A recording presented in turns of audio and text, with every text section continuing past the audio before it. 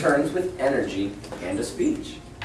Roxie shares a subject she loves and studies regularly. Power.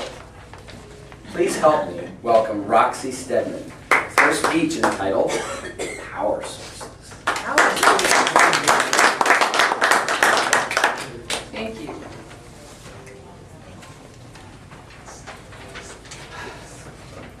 Mr. Toastmaster, fellow Toastmasters, and most welcome guests. Has anyone else had issues with their power bill lately? I'm running my AC 24/7, and there are evenings when it just doesn't get cool in my house.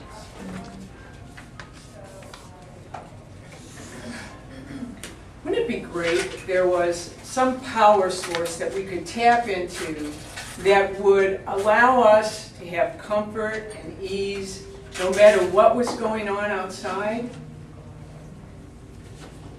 I have recently found the answer to my problem, and it isn't more power. It is better use of my power. In the example of the air conditioning, it is ceiling fans moving the air in my apartment around, and what was unbearable 2 weeks ago, yesterday at 6 o'clock, I'm walking around comfortable and thinking maybe I need a sweater in my apartment. It's our perception of things, and then it's what do we do with it. One of my fellow Toastmasters just Tuesday gave a speech on interpersonal communication, assertive communication. There were 4 main points, but they apply throughout your life. And the 4 points were: address the situation, address the problem, what is going on. The second point was state how you feel. The third point was offer a solution. And the fourth point was identify the consequences. And in a human relationship, when you're communicating with someone else, there's a problem and you follow those steps, you can resolve it. In life, we all have human relations. We're interacting with one another, and that's really the sparkle and the energy of our lives, is the other people that we know and interact with. In Toastmasters, we come because we want confidence, we want to be better communicators, we want to be leaders of our groups or our families or in our communities. And what I have found is there is power in Toastmasters. There's a secret power that it's the least talked about aspect of what we do here every week. We come, we listen to each other's speeches, we get informed, we're entertained. It's exciting. We come and we see our friends. We form bonds with our fellow club members. And we feel excited when meeting day is around the corner. We know we're going to see each other, we're going to laugh, we're going to get a chance to practice our impromptu speaking, all of these things. But the immutable power of Toastmasters is the evaluation. It's immediate feedback that includes positive support, what you're doing right, an opinion, a suggestion of what you might do better or how you could change it up for the next presentation. And the following that with what you're doing right, the things you want to keep, the skills that you have that work and that are important. Why did I name this presentation Power Sources? Because I've realized that what we're all doing here is wanting to communicate better. And in our communications, we've become complacent. people will say to me, "How are you doing?" And I say, "Fine, fine," because that's what I'm supposed to say. Nobody wants to hear anything that's not fine in my life. They want to hear that everything is fine and then go on to the next question. "So, where are you going for lunch?" Da, da, da, da, da.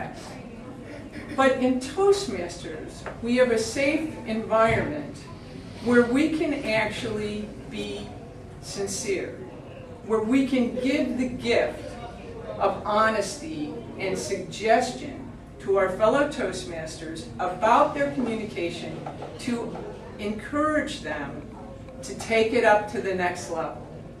Because we're here, we want to improve. That's what we're doing here.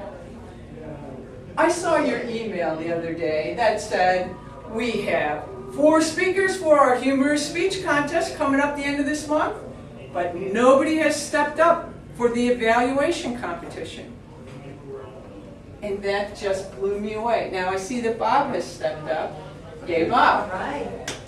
The reality is, everything we learn in Toastmasters is helping us to craft a better evaluation. Having the confidence to get up and speak in front of a group or just one-to-one, that's your first step. Number 2 is being able to think on your feet, and that's where our tabletop helps us practice our cognitive abilities so that we actually can speak on point, out of the blue, and answer a question or address a topic. And finally, what we're doing is recognizing we're all the same, that we want to share with one another our real self. What did I really think of this communication? What did I get from it?